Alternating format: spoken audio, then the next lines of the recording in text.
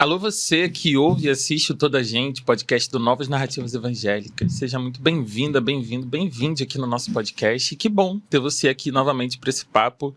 Eu, mais uma vez, aqui com a minha maravilhosa co-host. Oi, meu amor, que saudade! Pois é, eu tô longe você. dessa bancada. E Pois você, é. tudo bem? Tudo certo, na medida do possível. Hoje eu tô bem... Achei elegantérrimo, eu ia contar. Jornal Nacional.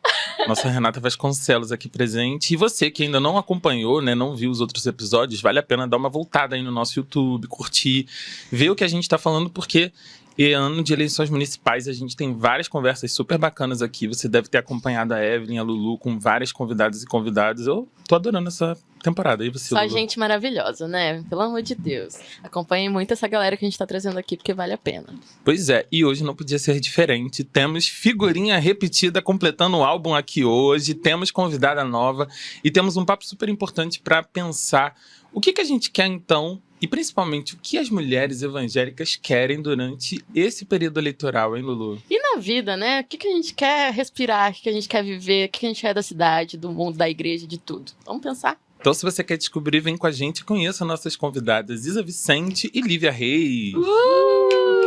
Maravilhosa, gente. Obrigada por aceitarem o convite de estar aqui com a gente. Primeira pergunta é aquela de sempre. Quem são vocês na fila da cantina? Eu já respondi essa. Então... E eu não lembro que eu respondi.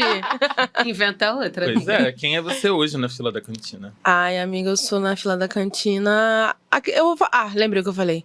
Eu vou lá, mudo o look, mudei o cabelo pra poder vir me comer de novo, entendeu? Maravilhosa, arrasou. E como é que tá a sua vida agora? Uma correria, né? Uma correria muito grande. A gente está construindo aí a culminância dos 3 anos, dos 4 anos de mandato e agora mostrar para as pessoas e fazer que a nossa voz seja mais forte mesmo, a gente consiga falar com mais gente, se comunicar, representar mais pessoas. Então a gente está numa correria intensa. Obrigada pelo convite, muito bom estar com vocês sempre. Alô, Macaé, eu só me lembro de 2020, assim, acompanhando tudo, né, ali naquele momento, assim, todo mundo enclausurado, mas no Twitter acompanhando muito a campanha da Isa. Que bom ter você aqui novamente. Obrigada. E você, Lívia Reis, quem é você na fila da cantina? Não sei, gente. Eu tô em crise existencial. Vocês vão fazer chorar. Gente, eu tô grávida, tá? Por isso. Então, É tô naquele preferencial momento. na fila da cantina. Tô naquele momento que eu não sei mais quem sou eu. Meu corpo não me pertence mais. Mas, a princípio, até outro dia, eu era o quê? Sei lá, mãe, né? Filha, agora eu sou mãe também. Filha, pesquisadora das religiosidades, macumbeira, com ascendente em crente, como eu costumo dizer, né? A lua em Santa Rita de Cássia, porque eu também gosto de santo católico, vou lá, ajoelho e rezo. Enfim, e aí tentando entender esse mundão, né? Não só entender, mas também atuando, entender para melhorar, né? Então, a gente fica aí batendo cabeça, tentando...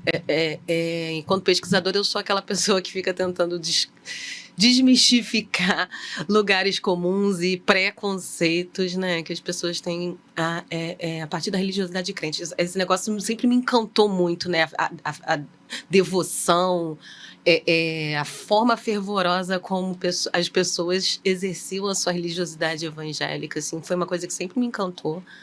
E por isso que eu fui pesquisar crente. Eu sempre falo que, assim, eu lembro que quando eu vi a primeira vez um monte de gente cantando louvor em praça pública, aquele negócio, eu falei, gente, por que as pessoas estão fazendo assim desse jeito, sabe? E aí, desde então, tem 15 anos, 14 anos, eu fico aí dentro da igreja também tentando pesquisar e entender melhor esse mundo que é tão complexo, né? Porque é tão diferente entre si, né? E essa sou eu. Gente, eu tô animadíssimo pra esse papo, mas eu vou deixar aquele recadinho de sempre antes, né? Deixe o seu like aqui no nosso vídeo, deixe nos seus comentários aqui também perguntas, interações, fala com a gente, deixa a gente saber o que você tá pensando enquanto você ouve a gente aqui também, tá bom? E se inscreve no canal, se você tá no YouTube, você pode se inscrever, e no Spotify também, porque agora temos vídeos no Spotify. Muito chiquérrimo. Estamos chiques, então... Por favor, segue aí, favorita, para você continuar ouvindo. E aí, a gente vai entrar já nesse papo, mas eu queria fazer uma pergunta, então, assim... O dia a dia da vereadora e da pesquisadora, assim, qual é o dia típico de vocês? O que vocês fazem no dia a dia, assim, o normal? O que é o normal do dia a dia, para quem não conhece um pouco dessa rotina? É até interessante, porque a fila da cantina era para me apresentar. Então, a gente, prazer, Isa Vicente, advogada. Amanhã eu vou defender minha dissertação e vou ser mestre. Olha aí! Casada com Bernardo, mãe de pets. E atualmente procurando um lugar para congregar. Então, gente, me convida. Olha, meu dia a dia típico é um caos. A verdade é essa, eu estou tentando de várias formas organizar, mas eu já acordo com demanda. Porque eu já acordo e antes de... É um erro. Mas antes de me alimentar, e às vezes até orar, eu já pego o celular. Porque já tá cheio de notificação e algo pode ser urgente. E aí, quando eu vejo, eu tô ali imersa naquelas demandas já, às vezes respondendo, despachando alguma coisa com a equipe do gabinete, atendendo alguma solicitação ou conversando com algum cidadão ou cidadã da nossa cidade. E aí, na sequência, eu geralmente vou para as agendas, né, institucionais, em alguma secretaria, dialogar com a universidade, ouvir algum movimento social, visitar um bairro. Depois também tem a sessão da Câmara, que é onde a gente tem que defender nossas pautas, projetos de lei. À tarde também é esse pique, atendendo o cidadão, às vezes gravar um vídeo, pensar um conteúdo. Eu gosto muito de pensar os conteúdos.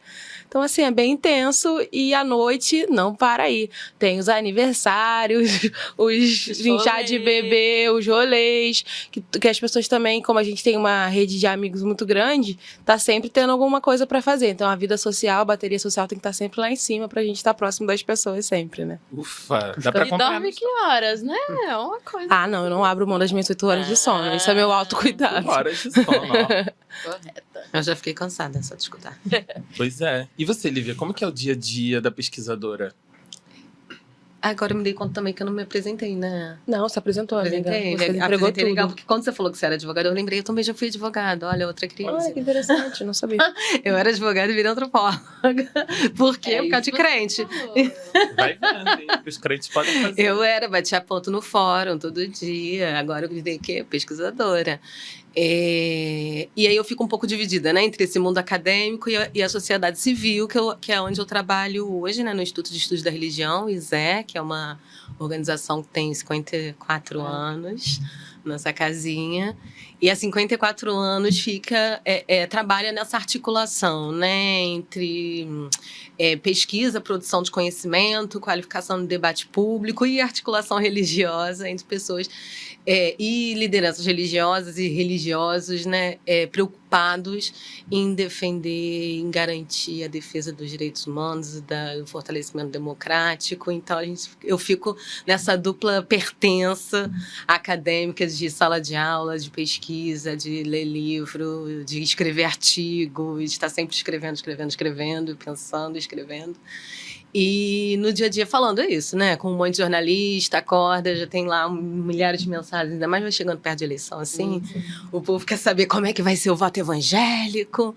Aí você tem que explicar desde o começo, né? Então, gente, voto evangélico, então, não existe. Não existe. Vamos dar 3 passos atrás, entendeu? Porque os evangélicos são muitas outras coisas também, né? A gente falou o quê? Quem é você na cantina? Eu falei um monte de coisa, né? Só que filha, pesquisadora, mulher preta. E uma enfim. coisa interessante que você falou é isso, né? As pessoas acham que o evangélico ele não tem um corpo, ele não tem um CEP, ele não tem uma história. Esse evangélico, o voto evangélico é o voto talvez das coisas que o atravessem no dia a dia, né? Mas acho que a gente pode discutir isso mais pra frente. Não, é porque eu ainda não acabei. Tava falando do Desculpa, dia a dia. continua. Fala do seu dia a dia, que eu amo o seu cotidiano. Pesquisa, eu sou cotidiano. Aí a gente fala com jornalista, a gente faz reunião, a gente articula religiosos, né, que estão trabalhando nos territórios. Enfim, fica o dia inteiro também nessa função, se falando no WhatsApp, fofocando, entendeu? Mais ou menos à tarde, assim, escuta um pagode, vai no samba, bebe uma cerveja, infelizmente não tô podendo, porém, né? Fazia parte do meu cotidiano até outro dia. E assim seguimos. A gente tá rindo aqui porque a gente trabalha no mesmo lugar. Eu também trabalho ali no ISE, tô acompanhando a Lívia ali em todos os processos, ajudando ali na comunicação. E vocês falaram essa coisa já da política, né, do cotidiano. E é uma coisa que a gente tava aqui para perguntar para vocês. Vocês estão trabalhando com política de formas diferentes, mas também como mulheres negras ali naquele local, e estudando pessoas como a gente, né, e lidando com gente como a gente. Então, o que vocês têm aprendido nesses processos, assim, né? De estar na política, ocupando esse corpo e de estudar esses crentes e essa relação com política há tantos anos, assim.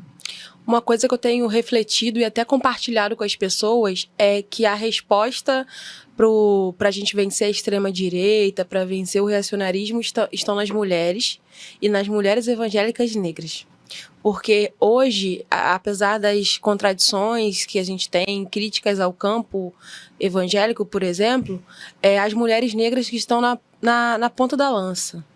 Elas estão na linha de frente contra discursos que valorizam a morte, contra discursos que não priorizam o indivíduo, que não priorizam a diversidade, e não num lugar acadêmico, num lugar do seu saber, né?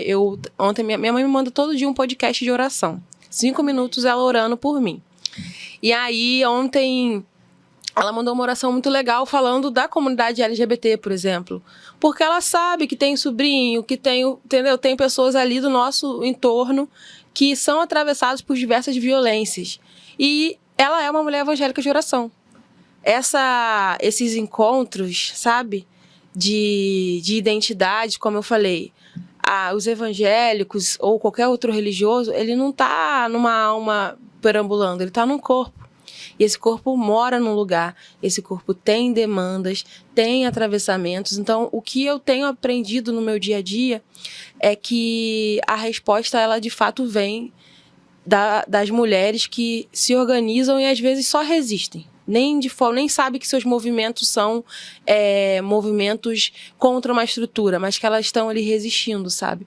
Então, na política, o que mais motiva são o encontro de mulheres. Assim, hoje a minha base é majoritariamente feminina, as minhas pautas são todas no lugar de falar sobre as mulheres, e todas as mulheres de todas as religiosidades, de todas sexualidades e lugares, porque a gente consegue se encontrar e dialogar de forma muito prática, porque a demanda é prática. É a creche, é saúde, é educação.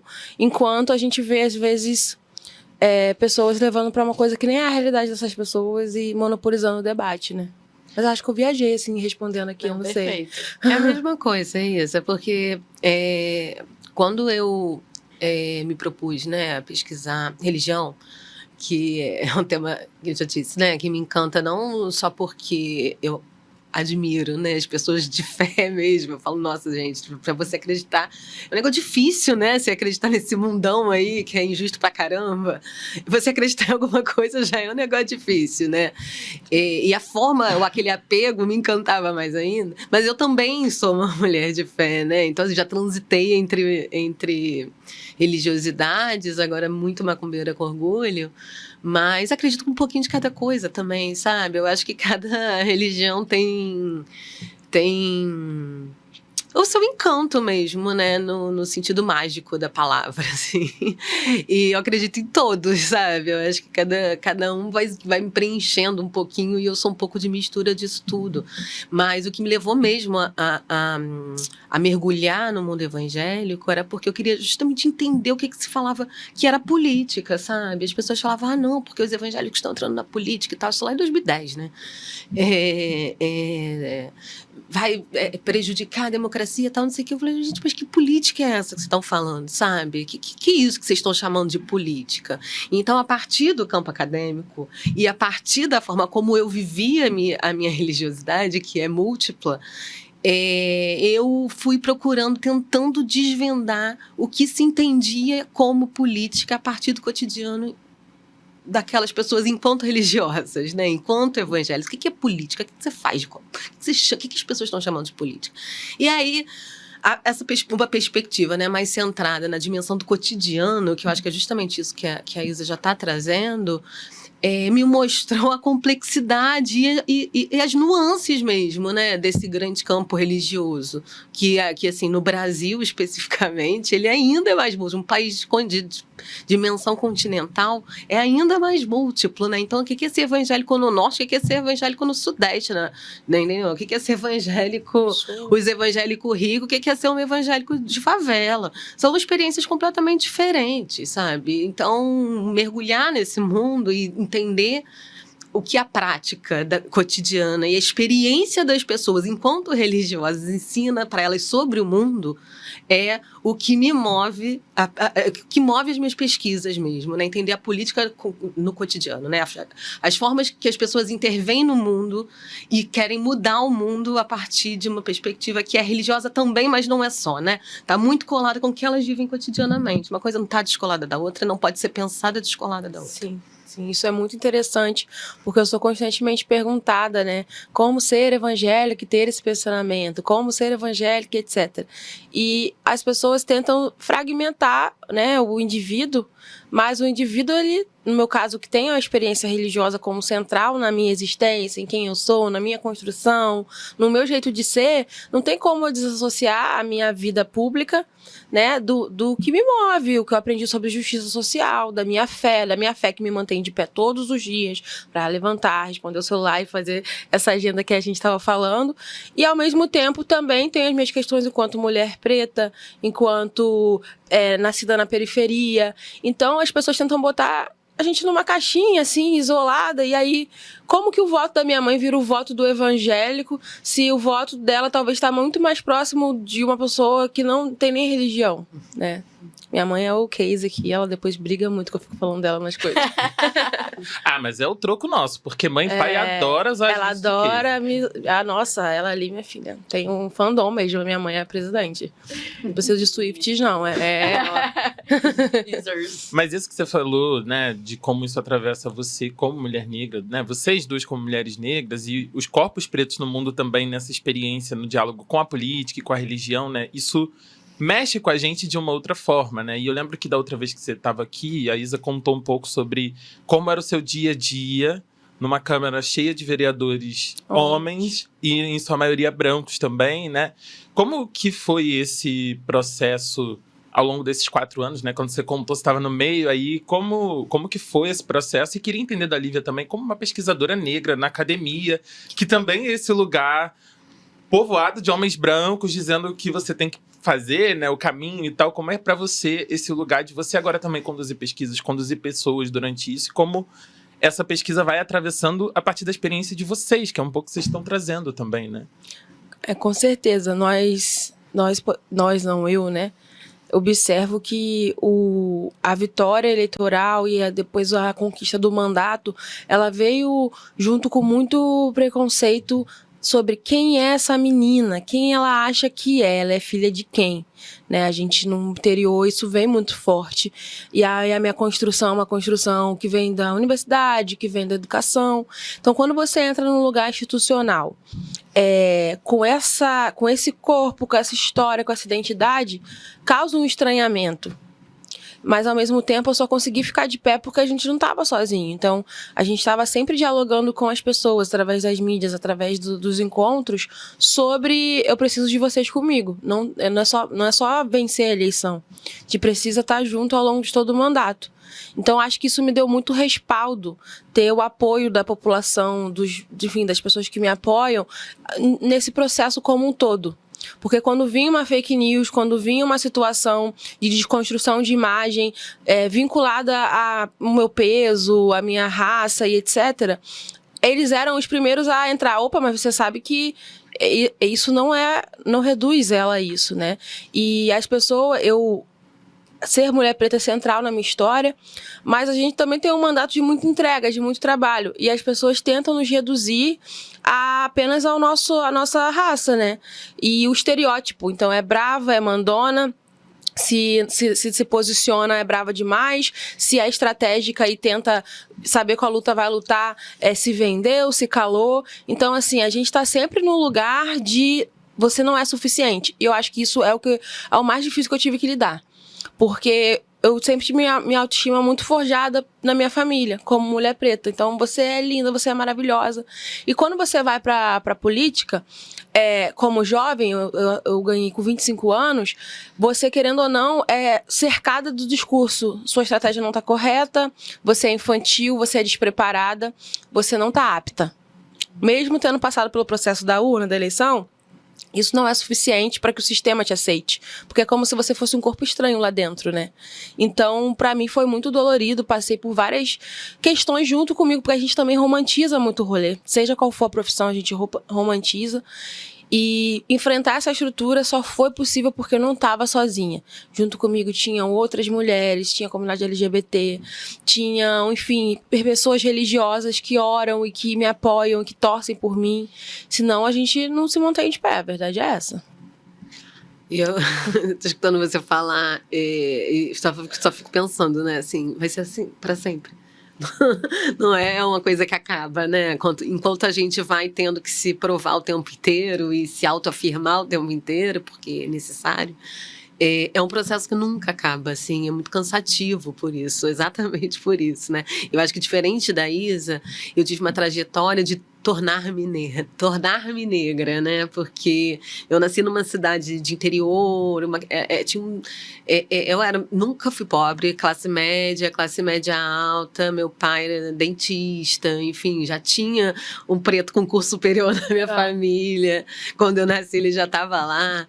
E aí eu sempre fui muito protegida, né? Nesse sentido, inclusive desse debate, né? A minha mãe demorou a reconhecer a gente, ela demorou a reconhecer que tinha filho preto. Era uma loucura, assim, porque dependeu da gente. Sua mãe é branca. Se tornar preto, de passar por esse processo de racialização para ela reconhecer a gente como pessoa preta. Muito louco, né? Porque tem essa diferença também, inclusive de classe, né? Porque aí você vai tentando proteger. Então, assim, eu sabia que eu era diferente. Assim, meu apelido criança era Chita, minha melhor amiga. Enfim, assim, sabe, você demora a fazer o link. Eu só descobri mesmo que eu era preta quando eu vim morar sozinha no Rio de Janeiro. Que não tem como. E aí eu comecei a sofrer o que é assédio sexual. É uma loucura. Eu falo assim, por que as estagiárias brancas não estão sendo trancadas nessa sala assim com um homem branco e eu tô? Sabe? E por que ele tá me assediando, não assediar elas? E aí você vai fazendo os links. Foi por isso que eu virei cientista social, inclusive, né? Porque eu fui atrás de me informar mesmo, de entender esses processos, essas estruturas sociais que vão empurrando a gente para certos lugares. E aí o que eu faço? Eu saio do direito e vou para academia. E é um lugar extremamente branco, não é mais, está deixando de ser, por conta de política, de uma política pública maravilhosa chamada política de cotas. Mas quando eu entrei ainda era muito branco. Eu entrei na faculdade em 2003. Acho que nem existia. Eu sou velha, gente. Só na UERJ eu acho que tinha. Eu sou velha. Eu fico olhando vocês jovens. Assim, eu sou uma mulher de quase 40 anos.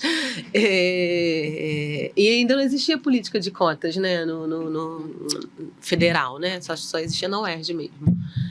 Então, aí era um lugar extremamente branco, era uma loucura, assim. Então, assim, eu fiz direito, ainda era tudo muito branco. Ainda mais direito. Eu fiz direito na UF, assim. Era, tipo assim, não tinha preto na minha sala. A minha turma tinha 6.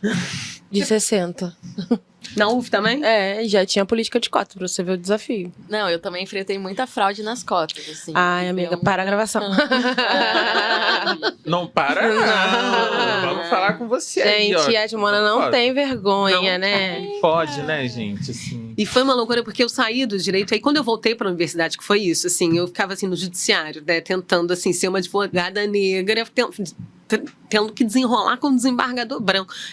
As pessoas nem me escutavam. Eu falei, não vou ficar passando por isso aqui, não. Sinceramente, assim, já basta, já deu a faculdade inteira dessa história aqui. Vou mudar mesmo, assim. Foi uma decisão, assim, eu falei, eu vou sair disso. Eu não vou ficar nesse meio que é muito branco pro resto da minha vida, enfrentando isso aqui deste lugar. Eu vou enfrentar de outro lugar. Eu acho que também essa inversão de papéis, assim, eu vou olhar para esse lugar com estranhamento. Estranhamento que eu tô sentindo, eu vou produzir alguma coisa com ele a partir de outro lugar. E vou ter outra luta, mas não aqui. Sabe, eu abandonei tudo, aí foi o caos, né? Meu pai queria o quê? Investindo na filhinha pra ser juíza, virou o quê? Antropóloga. Mas, enfim, aí você entra numa academia que é extremamente branca, né? Então você tem que se autoafirmar o tempo inteiro, né? Você não pode arredar pé, porque quer todo mundo te deslegitimar o tempo inteiro. Sim. E é isso, a academia já é um lugar que é muito complicado. É diferente do legislativo. Porque tem aquelas relações de poder que estão ali pré-estabelecidas, tem toda uma hierarquia. Ser macumbeira, em certo sentido, me salvou um pouco, sabe? Porque tem ali uma questão de hierarquia, de respeitar mais velho, entender como é que funciona ali os rolês. Você vai batendo uma cabeça ali, outra bate outra cabeça. Mas pra quem não entende, é sofrido. É verdade, é muito sofrido. E eu só tô puxando esse fio, assim, né? Claro, a gente tá falando um pouco de vulnerabilidade, de como é esse lugar, mas vocês são duas mulheres negras que inspiram muita gente, que estão em lugares de poder, assim, e eu não quero dizer só o poder político ou o poder da narrativa, mas de como vocês conseguem, aonde vocês estão, né? Mesmo com esses atravessamentos, impactar a vida de tanta gente, né? Como eu admiro o trabalho de vocês, como é legal ver o que vocês estão fazendo e ser impactado pelo trabalho de vocês. Então, eu acho que também é legal a gente deixar para nossa audiência esse olhar de que não é fácil passar por esses lugares, né? A gente também enfrentou na faculdade essa coisa de ser... Nossa, eu era o único negro do meu andar. Eu lembro de chegar no 8º andar na minha primeira faculdade, que era uma faculdade particular, que eu fui pelo ProUni. Quando eu entrei lá, eu falei assim, gente, não tem negro... Não é na minha sala, não. É assim, no raio que eu estudo, não tem um negro. E é muito louco isso, mas assim... Que bom que a gente tá aqui, que bom que a gente tá fazendo esse trampo que a gente tá entregando também, né? Isso inspira muita gente. Eu espero que você não arrede o pé, que você continue, porque olha essas maravilhosas aqui. E faça terapia, bebê. E faça Não, terapia. É isso, tem que fazer uma terapia. Tem que fazer, eu faço terapia também. Porque não é fácil. Mas às vezes, Matheus, acho que assim, às vezes até chegar pode até ser mais fácil do que permanecer. Eu digo isso com tranquilidade. Não, e uma coisa assim, eu sou fruto das políticas públicas que ocorreram no Brasil nos anos 2000.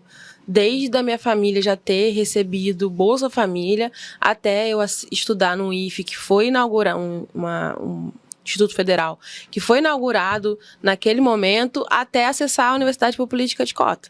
Então, eu sou fruto desse processo dos últimos 20 anos do Brasil. Mas tem uma coisa que não nos contam, né? Você é assessor, mas permanecer é difícil. Porque a gente ainda engatinha na política da permanência, e mais do que a política de permanência, você se sentir parte daquelas histórias, daquelas tantas férias fora do país, daqueles privilégios que deveriam ser direitos, mas acabam se tornando privilégios na conjuntura que a gente está. E o segundo passo, você se formou. E aí você tem um mercado de trabalho, seja ele público ou privado, que é totalmente tecido pelas relações que foram construídas desde o ensino médio. E você estava no ensino médio aonde? Na escola pública. Então, a gente vai percebendo que existe uma teia de privilégios, né? E aí tem o conceito do pacto da branquitude, que eu tenho refletido muito sobre isso, sabe? Porque isso é muito real. Quem é chamado para as mesas, quem é chamado para as oportunidades, quem é convidado a falar sobre o que está fazendo.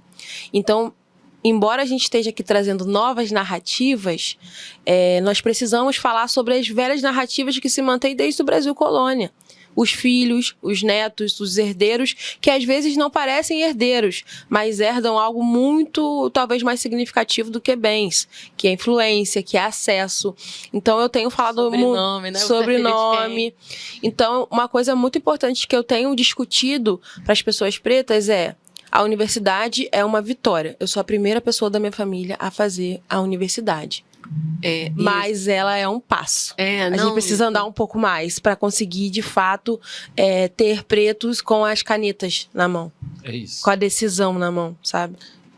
Isa tá falando de capital social, né? Capital social, aquela exatamente. coisa assim, né? Não adianta só tu correr atrás, né? Não é só meritocracia, né? Sim. Se você não tem aquele capital social e cultural também, né? Que nascer em um certo lugar te dá.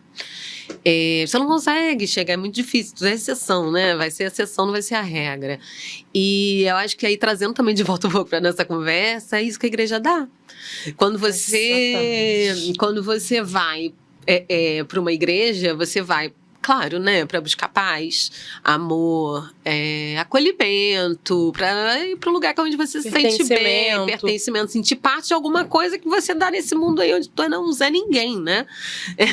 Tu é um Zé Ninguém, e você vai chegar num lugar onde as pessoas vão te chamar pelo nome. sabe? E vão te perguntar como é que você tá. Se você falta o culto um dia, você vai receber uma mensagem no seu celular perguntando o que está acontecendo.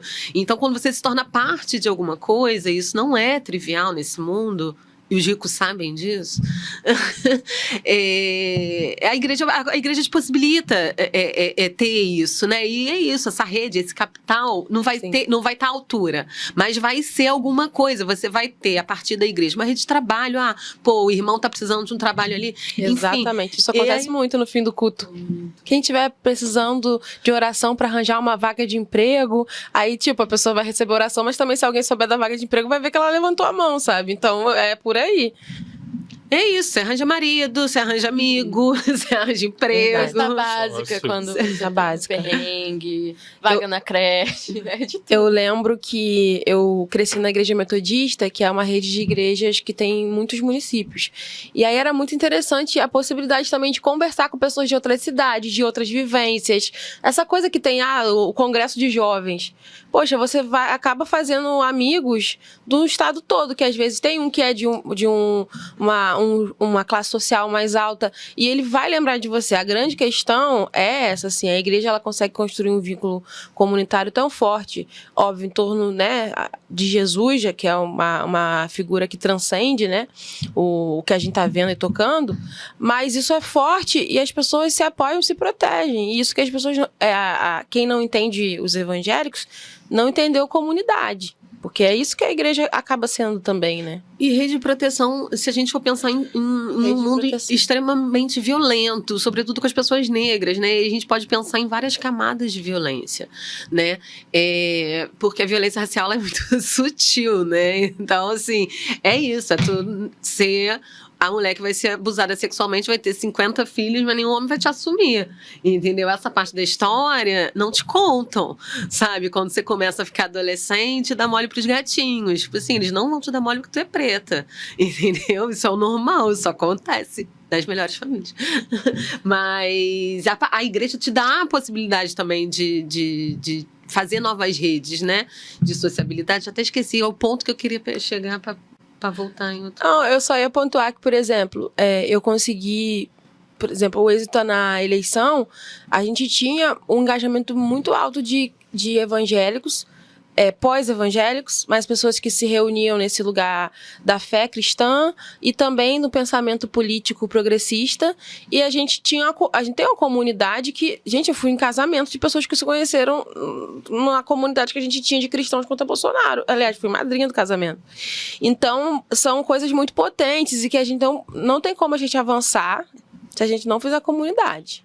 E eu lembrei que eu ia falar que é justamente a coisa da valorização da subjetividade, sabe? Que o pertencimento religioso, né, especificamente evangélico, ele promove nesse mundo que é extremamente violento, com pessoas que são desumanizadas o tempo inteiro, né? Se a gente for pensar em termos, né, de raça, se a gente está falando de mulheres negras, evangélicas especificamente, mas pessoas negras evangélicas, de uma forma geral, a gente está falando de um mundo onde o racismo opera permanentemente, todos os dias, da hora que a gente acorda até a hora que a gente dorme. Se você também está dentro de um lugar, de um espaço, de uma comunidade que valoriza você enquanto indivíduo, enquanto pessoa, aquilo vai deixar sua vida com algum motivo para continuar existindo, sabe? Porque senão tu acorda e se mata, entende?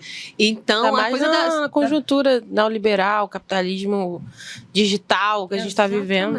Né? Então, a coisa da valorização subjetiva mesmo, da pessoa, tipo assim, eu posso melhorar de vida e enquanto pessoa negra eu posso também. Essa é uma coisa meio coach, é uma coisa meio individualista, meio meritocrática, enfim, neoliberal, sim, também. Mas também é um modo de sobrevivência, sabe? A gente está nesse mundo, a gente pode querer mudar esse mundo, né, meu filho?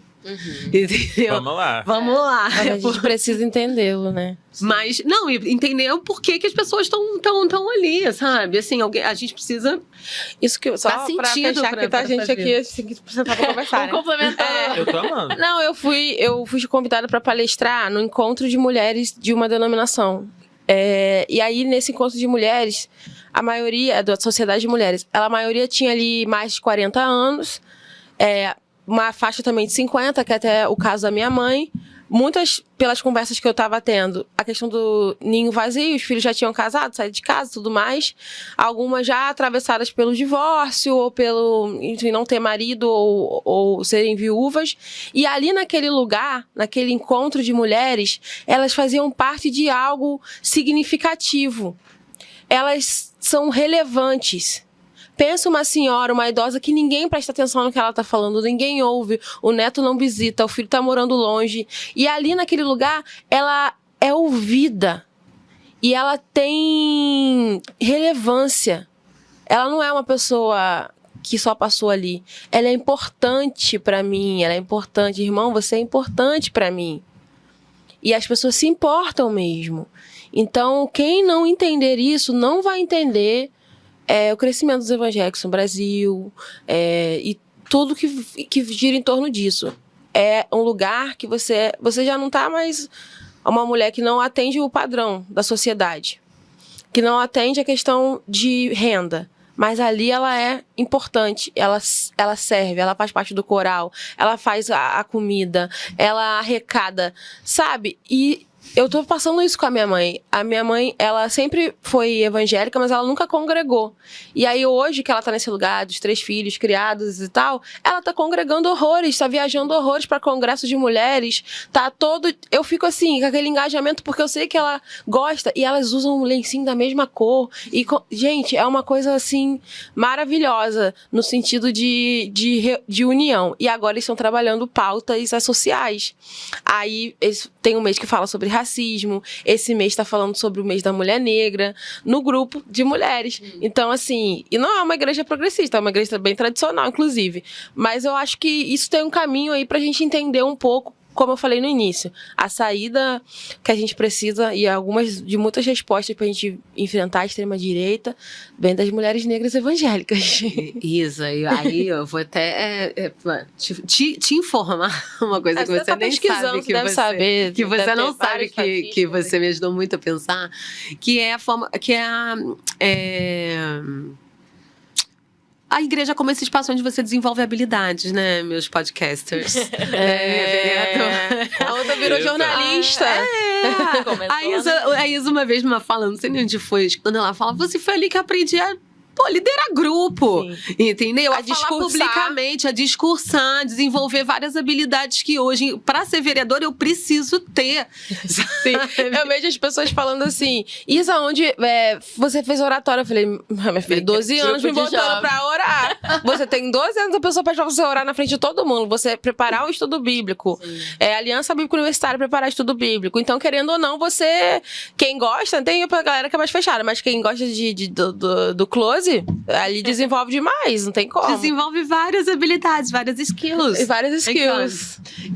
Enfim, e aí tem isso, tem esse lado, e de certa forma, isso protege as pessoas, né, de outras violências. Isso que é muito louco pensar, que as pessoas não alcançam muitas vezes, né, a importância desse espaço de sociabilidade como uma forma de proteção do mundo que mata esses corpos, né. Então, se a gente for pensar, na mãe da Isa, tua mãe tem filho homem? Tem.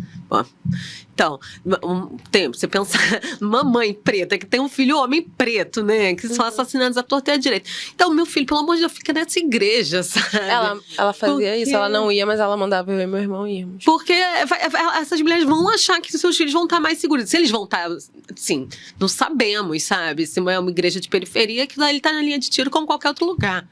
Entendeu? Mas a tendência de uma mãe que quer o melhor pro seu filho é achar que a igreja é um lugar mais seguro do que o mundo aí fora, que essa pessoa vai sofrer o quê? Violência, pode ser cooptado pelo tráfico, porque, né, tem ali uma facilidade também para alcançar certas coisas e para desenvolver outras habilidades também, que as oportunidades não vão sendo dadas a essas pessoas. Aí tem aquela facilidade ali, tá ali.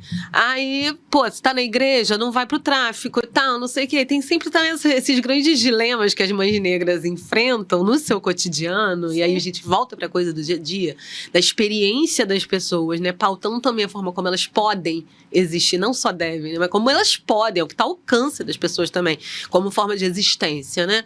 E aí a igreja se torna mesmo um lugar de proteção, né? Porque se a gente está pensando num país também que, tem um discurso super proibicionista para droga, não trabalha com política de redução de dano, e aí normaliza o álcool, enfim, a igreja também acaba sendo aquele lugar que vai,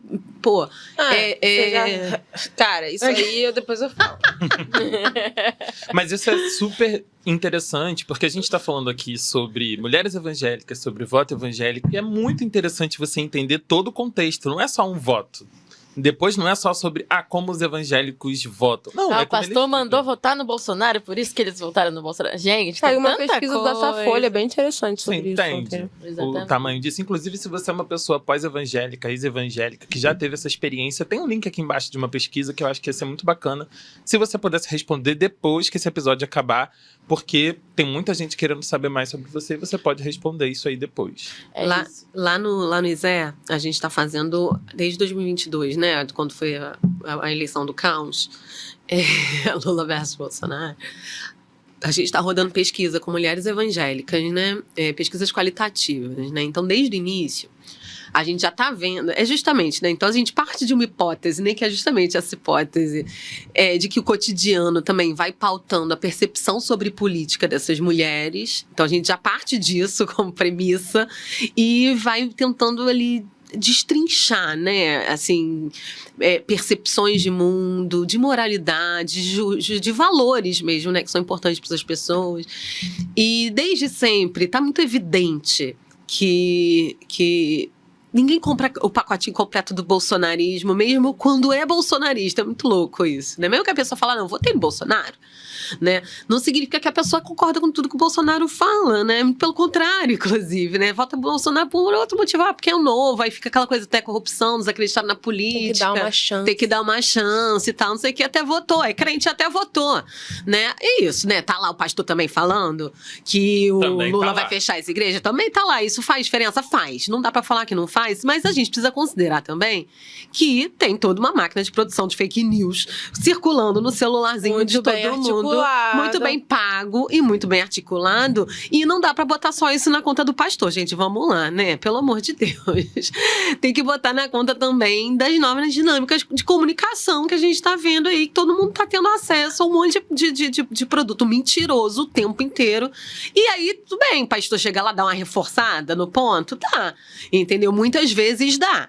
Né? A gente também não pode... Lívia, da falta de capacidade do campo democrático brasileiro produzir novas alternativas e opções para as pessoas. Também tem essa questão, né? Eu vejo que o brasileiro, no geral, a partir da minha experiência, tem uma questão que não fica tanto na esquerda e direita, ele está ali muito pragmático, né? Sobre economia, sobre violência, sobre saúde. E as alternativas, às vezes, estão falando coisas totalmente diferentes do que a pessoa precisa, do que atravessa ela. Então, eu acho que essa questão das novas mídias e das novas formas de disseminar informação fundamental, e também a falta de capacidade da gente comunicar melhor no campo progressista, no campo democrático, da gente ir para esse fronte, porque não está indo ainda. E de bancar mesmo as pautas que defende, sabe? Porque no fundo, que é onde você chega lá, pergunta assim, cara, para as mulheres crentes dessa pesquisa, por exemplo, que agora a gente está rodando fazendo a terceira rodada, né, dessa pesquisa. Então, a gente já tem um filme, 2022, 2023, 2024, né, que dá pra gente ver, assim, de longo prazo, porque, no final das contas, é a experiência cotidiana que vai definir a forma como aquela mulher se posiciona politicamente, né? E não tem escolha. Não é à toa que o voto das mulheres foi tão disputado em 2022. Não é à toa que o fato delas não terem votado em peso no Bolsonaro definiu as eleições também no Brasil, ajudou a definir as eleições no Brasil. Sim, é um fato. Por quê? Porque elas estavam notando que o preço no mercado estava caro pra caramba, que a violência não tinha diminuído, que o povo estava liberando arma, ao invés de resolver o problema da violência. Essas mulheres, elas sofrem abuso sexual, elas são ameaçadas, elas são assassinadas pelos seus maridos, elas não querem arma, elas acham perigoso. Aí essa galera fica, ideologia de gênero, a gente perguntava assim, o que é esse negócio aí pra vocês de ideologia de gênero?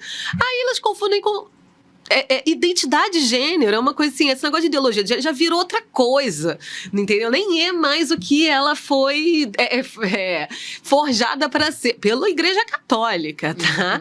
Isso aí foi apropriado pelos Silas Malafaia da vida, mas quem criou foi o Vaticano. E eu acho a identidade de gênero, cada um pode ser o que quiser, entendeu? Não tô preocupada com isso, porque o meu vizinho, que é quem fica com meu filho quando eu preciso ir trabalhar ou pegar na escola, ele é gay, entendeu? E ele é como se fosse da minha família. Então também tem uma noção de família que é muito alargada, que tá longe de ser essa noção de família heteronormativa, que meninos vestem rosa, mulheres... Ou meninos... Ato falho. Meninos vestem azul, meninas vestem rosa, pai, mãe e filho. Não, brother, a gente precisa de rede para sobreviver. A gente não existe sem rede de cuidado, entendeu? Mulheres negras, periféricas, evangélicas, elas não existem sem uma família ampliada, sem uma família estendida, porque que inclui é a impossível. vizinha, que é macumbeira às vezes. Exatamente. Que é de outra, enfim, outra escolha de vida, de organização da vida. E isso a Ava tem falado, a gente estava conversando. A gente precisa falar sobre família, né? O Zé tem feito esse trabalho, vi um evento que teve que foi sobre isso.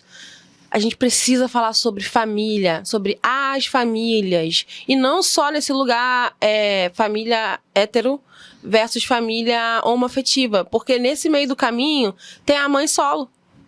Tem a avó cuidando dos netos. E ninguém tá narrando essas histórias. Ninguém tá se comunicando com essas pessoas. Fica lá a extrema-direita se apropriando, a marcha da família, etc, etc. E do lado de cá, ninguém nem quer falar do termo, que pode ser entendido que...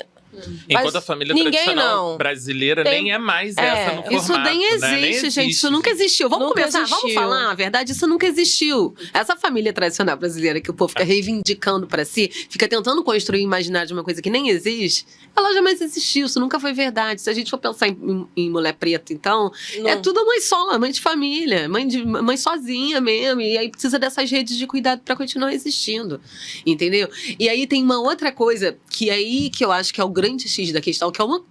fica pra gente pensar também, que foi essa pesquisa que me ensinou, a forma como... o que a gente perguntava? A gente perguntava, primeiro, né? Porque pra mim, discutir racismo religioso é o caminho pra gente falar de religião e democracia hoje no Brasil. Assim, não existe falar de fortalecimento democrático se a gente não enfrentar o racismo religioso, né? Por quê?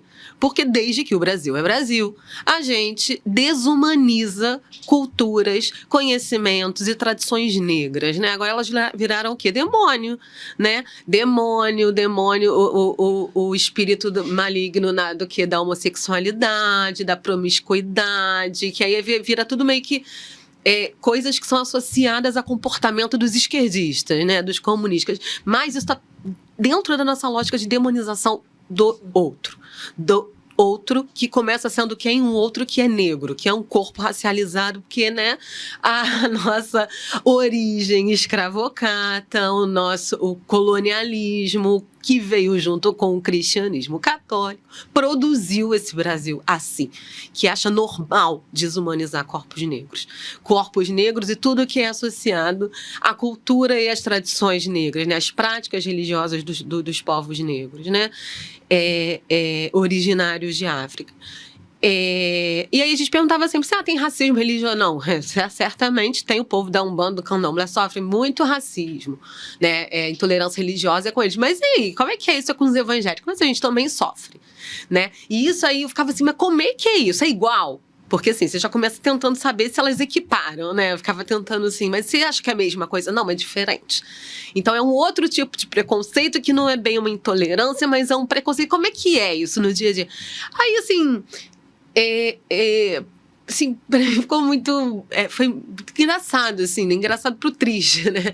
Ver que eram mulheres falando que as pessoas continuavam desumanizando elas enquanto mulheres, em sua maioria negras, né? Porque a gente está fazendo essa pesquisa com mulheres de classe C e D, e são majoritariamente negras, né? Que é uma expectativa de desumanização ainda, quando elas falavam assim, eles esperam que a gente nunca erre, porque eu sou crente. Se eu sou crente, eu não posso errar, eu não posso ser moralmente desviada. Eu não posso, é isso, né? Não, espera-se que o quê? Que o crente não beba, não fume, não erre, não fale mentira, não roube. Não pode fazer nada, porque é crente. Então tem essa coisa assim, olha lá, o crente. E aí elas ficavam meio que, tipo assim, pô, eu sou humana, eu sou uma pessoa que erra, eu posso ser também levada ao erro em algum momento, sem deixar de ser evangélica. Então, assim, ah lá, crente, ah lá, crente. Então, ficava, assim, muito evidente na fala dessas mulheres que era um preconceito que é associado a preconceito de classe também, né? Vamos combinar? Porque aqui no Brasil as coisas se misturam, né? Eu lembro muito da questão da intelectualidade também, Total. que é um lugar que é super questionado quando você é evangélico, né? De você não ser inteligente, de você não É ser burro mesmo. raciocinar, esse povo burro, esse povo ignorante. E aí, voltando na questão do capital social rapidinho, eu lembro que uma vez eu vi algum apresentador global falando, não, porque nós precisamos entender os evangélicos, porque a igreja evangélica traz comunidade, traz senso de pertencimento. Imagina um indivíduo que chega em São Paulo, na Praça da Sé, sem conhecer ninguém, aí ele entra numa mundial e ele se encontra e etc. Aí eu penso, e é isso que você tem a vida toda, né? É isso que você tem a vida toda. Comunidade, contatos, conexões, sua voz é respeitada. Então, esse evangélico, ele é tão tadinho, ele é tão coitado, tão burrinho, que ele entra num lugar pra poder, sabe? E é isso que as pessoas que têm privilégios têm a vida toda. Então, será que a gente de fato não é inteligente e estratégico em fazer parte de comunidades? Eu acho que talvez seja mais inteligente e estratégico do que só uma questão, como posso dizer, só uma questão de fraqueza. Tem um discurso, talvez eu até passe para cortar isso, mas eu vou falar. As pessoas falam assim, quando tiver política pública na favela, a igreja evangélica vai perder a força, né? Porque a igreja evangélica ela é útil lá porque ela entrega a cesta básica, porque ela faz projeto social. É uma ideia de função, né? Ela só existe porque o Estado não tá lá, não tá cumprindo o seu papel. Exatamente, que é um debate que existe e é importante, porque rede de proteção e várias coisas que a gente está falando aqui, até para essas mulheres pretas, se nós tivéssemos um Estado, municípios mais organizados, a gente teria isso organizado. Mas coloca tudo isso lá. O indivíduo quer ser parte de algo maior do que a história dele. Ele quer ser relevante, quer ser significante e, na última instância, ele tem a fé dele. Então, esse mito também, né? O evangélico não pode ser intelectual, ele não pode estudar, ele não pode ter um pensamento crítico. Eu acho que não chega a ser uma intolerância, mas é uma questão pra galera que não gosta de evangélico. Não, e eu falo assim, e não nem é só a questão de, tipo, tem a sua fé, tem não sei o quê. A galera quer mudar o mundo também, sabe? Isso. Tem uma coisa assim, cara, eu vivo numa realidade fodida e eu não quero viver nessa realidade. Eu quero que meu filho viva num lugar melhor. E aí eu vou fazer o que tá ao meu alcance, a partir deste lugar, que é a minha igreja, pra tentar transformar esse mundo num lugar mais palatável pra quem eu vou deixar de herança. Tem uma preocupação com o futuro, tem uma expectativa de futuro sendo disputada a partir desse pertencimento religioso, que ninguém tá dando...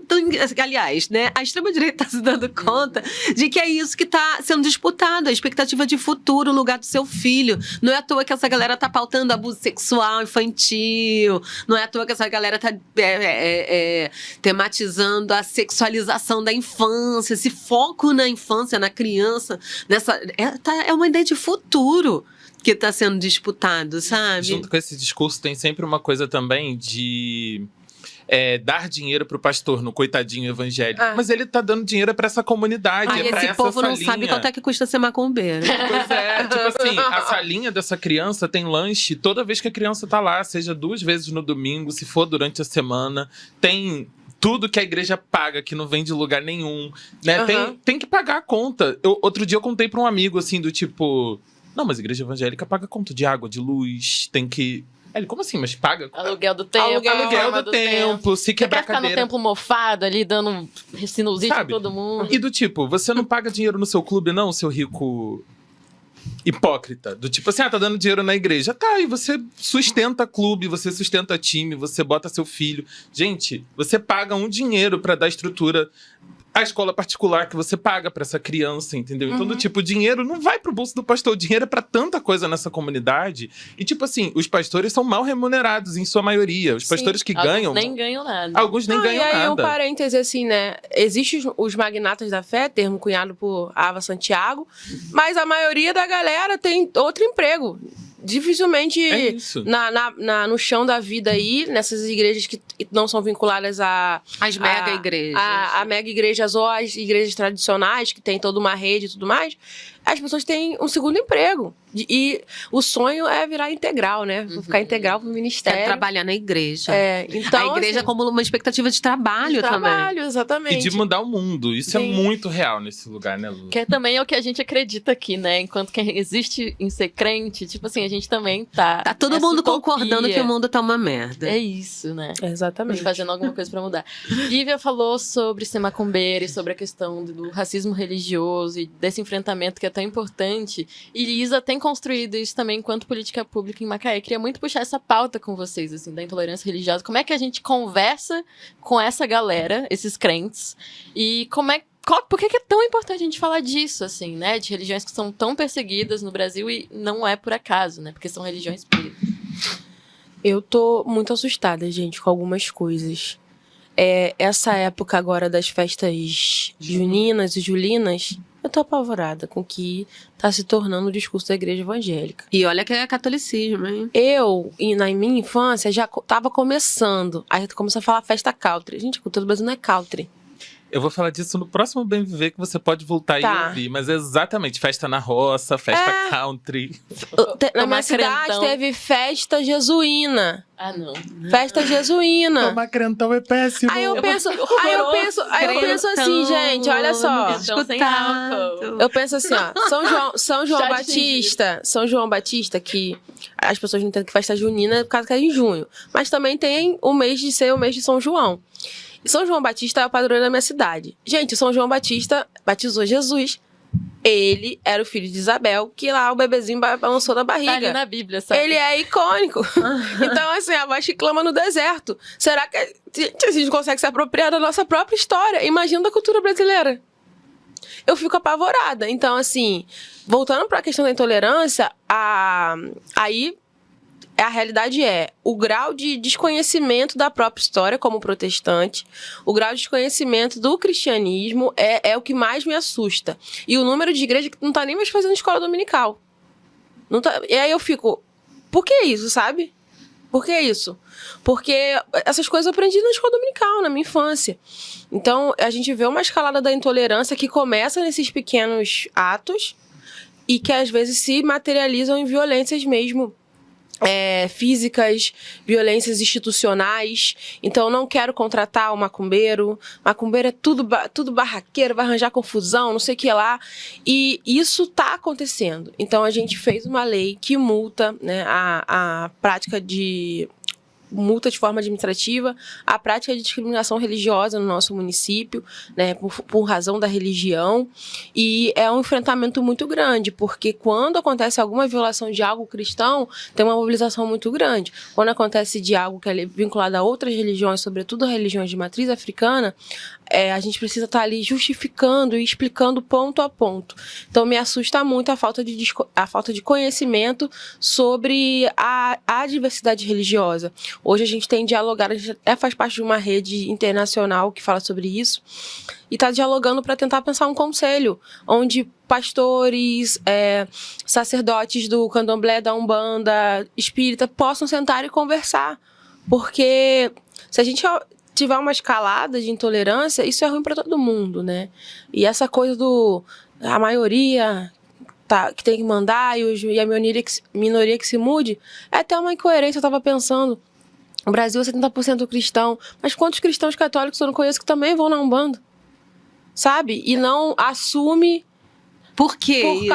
Por causa do racismo religioso. Mas porque é isso, é sobre Entendeu? isso. Então, eu acho que tem um ponto importante aí que acho que é preciso tocar, é que não é que a intolerância aumentou, acho que ela só tá mais visível. Escancarada. Ou mais escancarada, porque o Brasil sempre foi muito violento com práticas e tradições negras, e é sobre racismo, né? No limite, a gente tem que falar antes de qualquer coisa, é sobre racismo, né? Porque o racismo também assume suas diferentes formas, né? E o racismo religioso é uma delas, é uma forma muito perversa, mas que, né, foi praticada desde que o Brasil é Brasil, né? Por isso que tem o sincretismo. Porque é isso, o catolicismo deixava, chega aqui no Brasil, tem que batizar, trocar de nome, bota um nome cristão aqui, esse nome aí não dá não, você tem que começar a acreditar em outra coisa. E tava ali os pretos tentando sobreviver, né? Tipo, o que a gente vai fazer para lidar com isso aqui? E eles tiveram uma história, é isso, de resistência mesmo, né? De falar, olha, a gente vai fazer isso aqui durar. Essa história não vai morrer aqui. E desde então, essas práticas que vêm sendo sofrendo, né, muitas mudanças e tem mil caras, né, nesse Brasilzão. A gente pode falar, de eu pensar no norte, a gente pode falar, sei lá, Jurema, Umbanda, Candomblé, Tambor de Mina, enfim, são 1000 religiosidades de matriz africana, Quimbanda. E que não era só uma, né? São várias. E aí vai misturando também com outras coisas, inclusive com o catolicismo. Mas isso não é sem violência. Não é à toa que as pessoas não se declaram afro-religiosas e falam que elas são católicas, porque a dupla pertença, você ter duas religiões, sempre foi uma forma das pessoas não precisarem falar que elas são afro-religiosas, elas são naturalmente católicas, né? A segunda religião, a macumbinha que tu faz lá pra garantir o teu, né? Quando o negócio aperta. Quando coisa aperta, tu faz uma macumba, faz uma promessa, entendeu? Você recorre aos dois. Mas a dupla pertença é uma forma de violência religiosa, justamente porque... E isso tem desdobramentos muito práticos, porque se você vê, por exemplo, os evangélicos, eles são muito organizados, tem conselho de pastores no município, eles conseguem demandar a estrutura para os seus eventos, incidir quando algo acontece no município para que eles sejam ouvidos. E aí, quando acontece algo que fere a religião de matriz africana, muitos dos terreiros não são registrados, não são legalizados. Não existe um lugar institucional de representação na minha cidade, é a realidade de Macaé. Porque também é uma tradição, é um modo de vida, não é só uma religião. É diferente. A própria forma como a gente pensa a religião, a religiosidade também é muito católica. Porque a gente pensa numa estrutura, numa hierarquia que tem que ter um CNPJ. Você ser macumbeiro é uma outra forma de ver a vida, de lidar com seus iguais também. Então é uma forma de estar no mundo.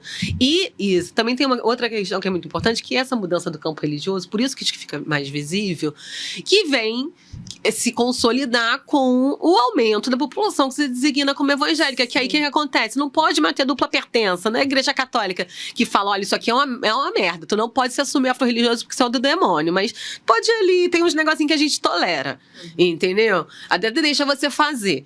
Agora, o crente, o evangélico, não, você tem que tem um exclusivismo religioso, você tem que negar, você tem que reconhecer que aquilo é demônio, aquilo é do mal. Aí a noção de mal, que também é muito cristã, entendeu? Ela tá na base da forma como você enxerga a religião do outro, entendeu? E essa noção de mal, ela é racializada. Tudo que tá colando nas práticas e tradições negras é do demônio. Ela tem uma imagem negativa. Ela até existe. A gente até reconhece que isso tem força, mas é uma força do mal, ela é uma força negativa. E isso é tratado dessa forma dentro das milhares de igrejas evangélicas que tem em todo o rincão desse país. Entendeu? O demônio, ele tem corporeidade de pombagira e de Zé Pilintra. Entendeu? E se a gente não tocar nesse assunto, enquanto a gente está achando normal que práticas e tradições negras sejam demonizadas, a gente vai continuar desumanizando pessoas negras. O racismo religioso é uma forma de racismo, entendeu? Mas é uma forma muito normalizada de racismo. Isso é um absurdo. E eu vejo isso com muita clareza, porque eu tenho muitos amigos da minha idade que estão agora se convertendo, convertendo, não sei se é o termo correto, mas estão começando a participar da Umbanda e Candomblé. E eles são brancos. É um ponto, depois a gente pode discutir. E aí, eles, tipo... A morte branca do feiticeiro negro. Eles declaram isso e usam a roupa e usam a guia e tal. E eu acho isso muito bacana. Mas a minha tia não faz isso. A minha tia, ela tem a dupla pertença, católica. E na hora de declarar, ela é católica. Mas ela frequenta candomblé. Tem um documentário interessantíssimo Então na eu fico, Netflix. aí eu fico pensando, sabe, será que é uma mudança geracional Porque ou é uma mudança racial? é de tudo isso. Porque é a porque minha, Então, mas a minha esse tia quer se documentário- proteger. claro, ela quer Ela quer se proteger, exatamente. Porque tu já é preto. Tu já é preto. Se tu for um preto macumbeiro, ferrou. Esquece. Não, preto pobre macumbeiro, tu tá na merda. Então tu é preto e crente, pelo menos, tá ali com a Bíblia Tá lá debaixo do tá na braço. comunidade, tá na rede de e apoio. aí você tá assim, coitado, mas assim, olha, pelo menos ele é crente ali, olha, ele tem um arcabouço ali moral que vai. As pessoas, né, veem o preto crente como alguém confiável. Como alguém de confiança que não vai estar mexendo com aquelas coisas negativas ali. Ele pelo menos negou aquele negócio. Entendeu? Então ele pelo menos é crente, aí ele meio que tem uma salvaguarda pra existir nesse mundo. E aí a gente volta pra questão das mulheres e fala assim: eles esperam que eu seja o que eles acham que o crente deve ser, Sim. né? Então, por isso que a gente aí entra na outra chave. Por que o preconceito contra evangélicos existe? Porque espera-se que essas pessoas sejam domesticadas, entendeu? Que elas reneguem as suas tradições, sejam cristianizadas, interessa se é católico, se é crente, entendeu? Que elas sejam domesticadas dentro dessa cultura, dessa tradição cristã e renegue tudo que for associado a uma prática cultural de herança africana. Pode ser preto, mas E a cristão. própria cultura brasileira, né? A cultura, Não. a gente vê isso com samba, com funk, tudo que é de preto é ruim, e aí o branco Exatamente. pega e fica bom. Ah, mas a capoeira de Falei Jesus também. pode. Isso daí é outro podcast. Como é que a gente encerra um podcast assim, Pois gente? é, Muito vixe, difícil. eu tô cheia de questões Mas, aqui. ó, assistam Santo Forte, porque é um documentário de 99 do Eduardo Bacana. Coutinho que mostra exatamente isso. Pessoas negras falando assim, não, eu sou católico, mas eu vou lá na Umbanda, mas a gente não vai falar disso aqui, não. Então é maravilhoso porque você vê uma coisa que aconteceu em outro tempo que ainda reflete uma realidade brasileira religiosa que a gente tá conversando aqui em 2024, né? Se você se interessa pelo assunto, continua assistindo lá, porque eu acho que vai ser muito bacana pra você perceber as nuances, como as pessoas falam. Inclusive, tem uma pessoa falando sobre a transição de pertença para a Igreja Universal de um jeito que eu nunca tinha imaginado. Eu falei assim, olha só como ela lê Da religião de matriz africana para o universal. para a Universal. E como ela fez a leitura, aquilo me chocou tanto, assim. Então, assim, não vou contar aqui, se você quiser, depois você assiste.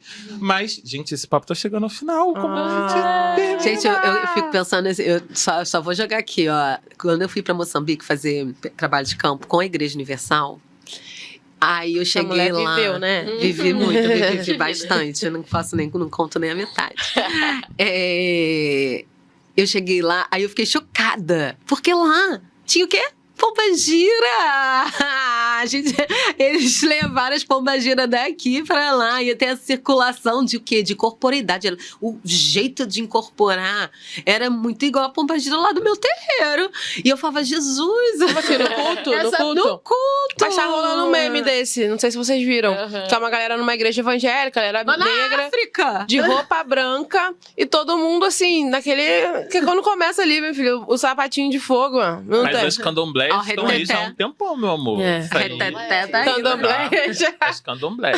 de candomblé. Gente, é Brasil, né? É isso aí, Puro gente. suco de Brasil, entendeu? O povo tenta o quê? Promover exclusivismo religioso. Passou o quê? 40 anos. Eu não aguenta segurar, gente. O povo não aguenta. Tudo muito brasileiro. E é uma delícia, não é? É muito bom. Queria terminar perguntando, assim, qual que é o sonho de vocês, diante de tudo que a gente falou? Muita coisa. Primeiro, o que vocês não aguentam mais? E depois, o que é o sonho de vocês? Começa aí. Ai, menina. Você é Pesadelo mãe, e o a sonho, preferência. Gente, eu não sei.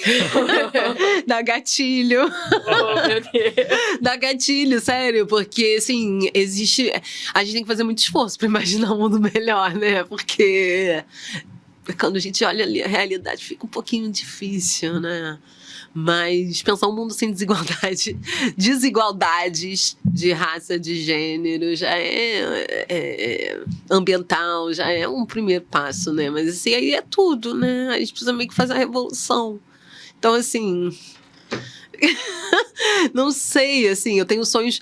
Eu tenho um método de sobrevivência que é viver um dia de cada vez. É sério.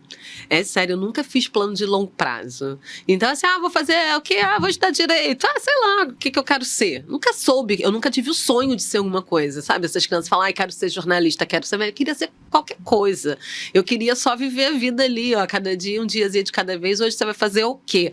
Amanhã, não sei. Sabe? Então eu sempre tive muita dificuldade de projetar sonho, por isso que eu fico apegada na religião, sabe? Porque senão, assim, não sei, acho que ia ser aquelas, tipo assim, niilista, sei lá, acho que eu nem ia estar mais aqui nesse mundo, já teria, assim, partido dessa pra uma melhor, porque assim, é difícil apegar alguma coisa. E aí a religião me ajuda um pouco nisso, assim, sabe? A pensar futuros possíveis, mas sem também sonhar demais, assim. Então eu fico apegada um dia de cada vez, sabe? Hoje eu quero o quê? Almoçar bem, comer, fazer o meu, estar com os meus amigos. E amanhã é outro dia, assim. Mas sempre prezando muito por estar junto, construir redes e construir pontes, sabe? Que é parte de fazer a revolução acontecer. Cuidar da sua cabeça, de você, E da construir sua coisas, rede, e construir coisas. Eu sempre falo, gente, tem 10 afilhados, 50 milhões de amigos, sabe? Então eu acho que assim, o meu sonho é continuar sempre construindo todos os dias, cotidianamente, essas múltiplas redes que a gente vai construindo um pouquinho cada dia. Aonde eu quero chegar, eu não sei. Meu pesadelo, ele é materializado no vídeo do André Valadão. Por quê? É uma liderança religiosa dizendo para os jovens, para os pais da sua igreja, que eles não podem sonhar com o ensino superior e que a educação não é algo que, de fato, mude vidas. Então, o meu pesadelo é um Brasil em que o fundamentalismo religioso ele seja tão forte que as escolhas comecem a ser profundamente irracionais, como, por exemplo, não enviar seu filho para fazer universidade. Não se alegrar do seu filho pobre, preto, passar para federal, que é um orgulho para qualquer família. Então, meu pesadelo é um Brasil em que o fundamentalismo mate sonhos materiais e possíveis de mudança de comunidade, de família, de vida. E para isso, o meu sonho é que a justiça flua como um rio, né? E a justiça que eu tô falando não é justiça institucional, no sentido do judiciário, é a justiça climática, é a justiça para as mulheres vítimas de violência, é a justiça para toda trans, travesti, para todo LGBT que é morto nas vielas do Brasil, é a justiça para o povo lá de Maceió que está sofrendo com a situação do crime ambiental da Braskem, é a justiça para o povo lá de Macaé que está tendo que sair de uma área de risco porque o mar está avançando. Então, o que eu sonho de verdade é que a gente possa viver num mundo não perfeito, porque nunca vai ser só nossa pátria celestial, né? Eu acredito em Jesus como meu único Senhor e Salvador e acredito que existe um lugar melhor para a gente viver a eternidade. Mas nesse mundo aqui, o mínimo que a gente precisa lutar todos os dias é para que o mundo seja um lugar que a justiça flua como um rio, sabe?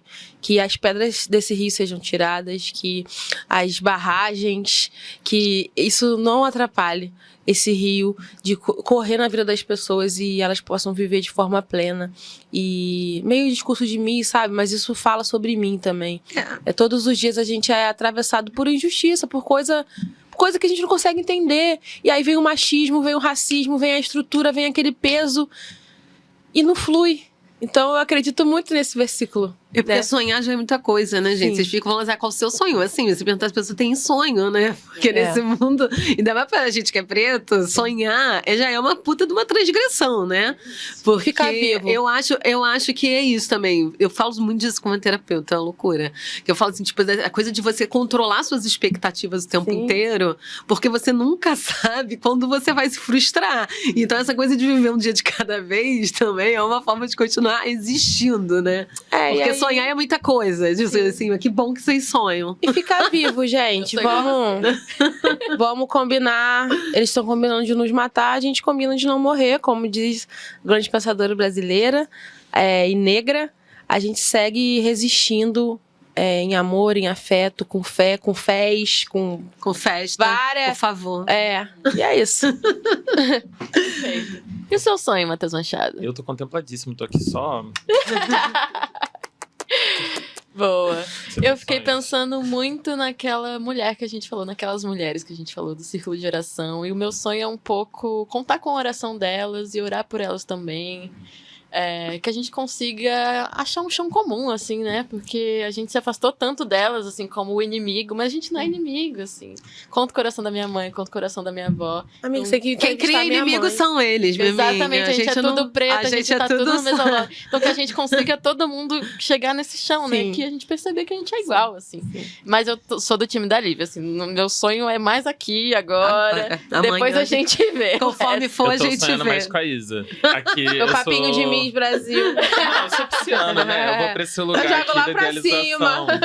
Mas o meu sonho real, assim, é que esses papos... A gente continua batendo papo e às vezes eu venho pra cá gravar e fico pensando, mas por que a gente continua fazendo isso? Mas eu tenho a real intenção de que existam do outro lado, desse lado, você que tá aí, pessoas que olhem pra esse papo e falem assim, caramba, apesar de tudo que tá atravessando a vida deles, apesar do quanto é difícil esse campo religioso, apesar do quanto é difícil essa militância, apesar do racismo religioso, da intolerância religiosa, tem gente resistindo que encontra a rede, que se ama e que faz coisa bonita no meio disso. Porque eu fui inspirado por muita gente que estava fazendo alguma militância em algum momento e isso me trouxe até aqui. E eu espero que mais gente possa conhecer a história de vocês, a história de tanta gente que a gente está entrevistando e saia muito inspirada desses encontros aqui. Eu quero agradecer muito vocês por estarem aqui hoje.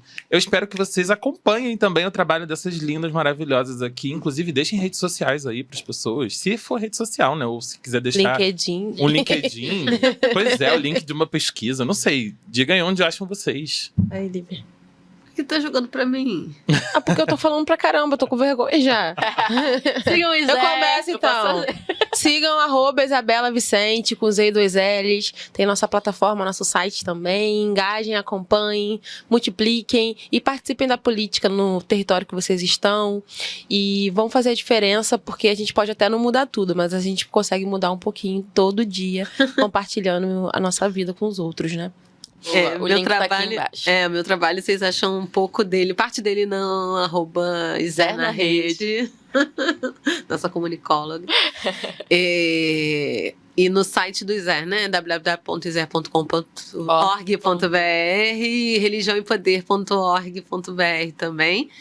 E eu acho que é porque assim, minhas redes são todas fechadas, né? Porque É isso. A mulher sabe, Vai aí ler o que ela edifica seu escreveu aí, Instagram. porque- não tem condição, mas eu acho que no academia.edu Lívia Reis Santos, tem lá meus Ela é trabalhos low acadêmicos. profile. É isso. Eu sou Muito bem. profile demais, amiga. Aí tem que criar estratégia de proteção. É sobre. É sobre isso também. @Novas Narrativas Evangélicas. Se você ainda não segue a gente no Instagram, no YouTube ou no Twitter, vai lá, dá esse follow na gente, por favor. Não follow não, follow, tá bom? E continua acompanhando a gente pela Rádio Novas, tanto no Toda a Gente quanto no Bem Viver. A gente tá sempre aqui pra você, com mais conversas. E semana que vem tem mais, toda terça. Estamos aí. Obrigada. Amo vocês. E beijo, gente. Beijo, Tchau, tchau. valeu.